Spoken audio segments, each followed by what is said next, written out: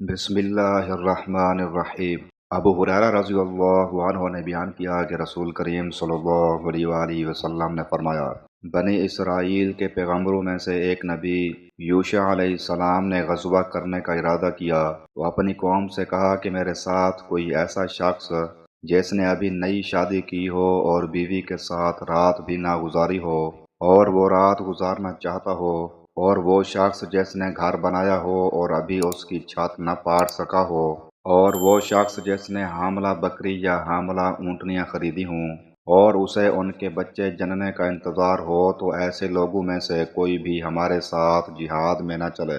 پھر انہوں نے جہاد کیا، اور جب اس آبادی اریحہ سے قریب ہوئے تو عصر کا وقت ہو گیا یا اس کے قریب وقت ہوا۔ انہوں نے سورج سے فرمایا کہ تو بھی خدا کا تابع فرمان ہے اور میں بھی اس کا تابع فرمان ہوں، اے اللہ ہمارے لیے اسے اپنی جگہ پر روک دے۔ چنانچہ سورج رک گیا یہاں تک کہ اللہ تعالیٰ نے انہیں فتح عنایت فرمائی۔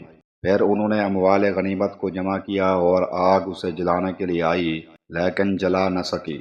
اس نبی نے فرمایا کہ تم میں سے کسی نے مال غنیمت میں چوری کی ہے، اس لیے ہر قبیلے کا ایک آدمی آ کر میرے ہاتھ پر بیعت کرے۔ جب بیعت کرنے لگے تو ایک قبیلے کے شخص کا ہاتھ ان کے ہاتھ سے چمٹ گیا۔ انہوں نے فرمایا کہ چوری تمہارے ہی قبیلے والوں نے کی ہے، اب تمہارے قبیلے کے سب لوگ آئیں اور بیعت کریں۔ چنانچہ اس قبیلے کے 2-3 آدمیوں کا ہاتھ اس طرح ان کے ہاتھ سے چمٹ گیا تو آپ نے فرمایا کہ چوری تمہیں لوگوں نے کی ہے۔ آخر چوری مان لی گئی اور وہ لوگ گائے کے سر کی طرح سونے کا ایک سر لائے جو غنیمت میں سے چرا لیا گیا تھا اور اسے مال غنیمت میں رکھ دیا۔ تب آگ آئی اور اسے جلا گئی۔ پھر غنیمت اللہ تعالیٰ نے ہمارے لیے جائز قرار دے دی۔ ہماری کمزوری اور عاجزی کو دیکھا، اس لیے ہمارے واسطے حلال قرار دے دی۔ صحیح بخاری حدیث نمبر 3124۔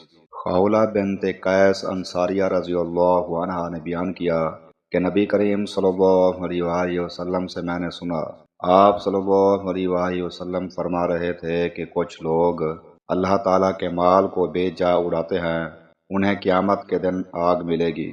صحیح بخاری حدیث نمبر 3118۔